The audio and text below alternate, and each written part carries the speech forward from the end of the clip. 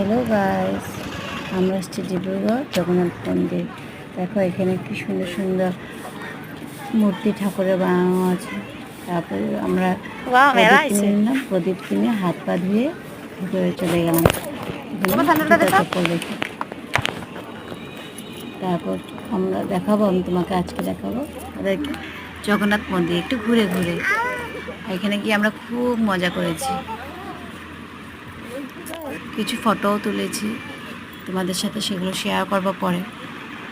এখন চারিপাশটা হয়েছে, মামি প্রদীপ নিয়ে উপরে উঠছে, সবাই মিলে আমরা প্রদীপ জ্বালাবো ঠাকুরের। এই যে আমার মেয়ে দৌড়ানো শুরু করেছে, প্রদীপ জ্বালিয়ে আমরা পুজো করে নিলাম ঠাকুর।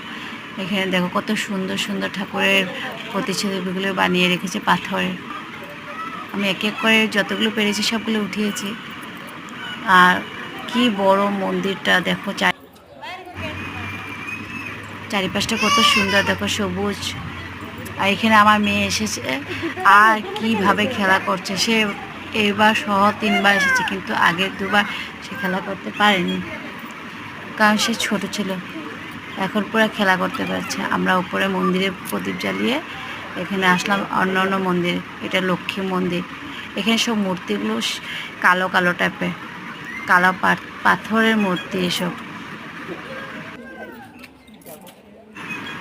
তারপর দেখো এখানে কি ভিড়।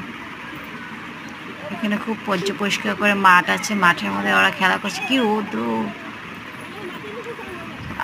এখানে সবাই পিকনিকের মতন বসেছে, মাসি, মামি, আমাদের কুচকুচোনা, আমার দেহ, আমার যা, সবাই বসছে, সেও ভিডিও করছে। আমার মেয়ে খুব নাচছে।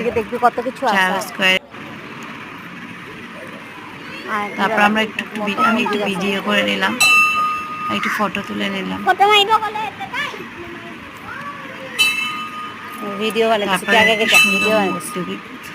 মন্দিরের কার্যকলাপগুলো এত সুন্দর। তারপর আমরা বেশিক্ষণ থাকিনি, তারপর আমরা বেরিয়ে গিয়েছিলাম মিউজিয়ামের জন্য। ভিডিওটা অত একটা সুন্দর করতে পারিনি, তথাপিও তোমাদের জন্য করেছি ভিডিওটা। প্লিজ লাইক সাবস্ক্রাইব করে দিও। এখানে দেখো কত সুন্দর।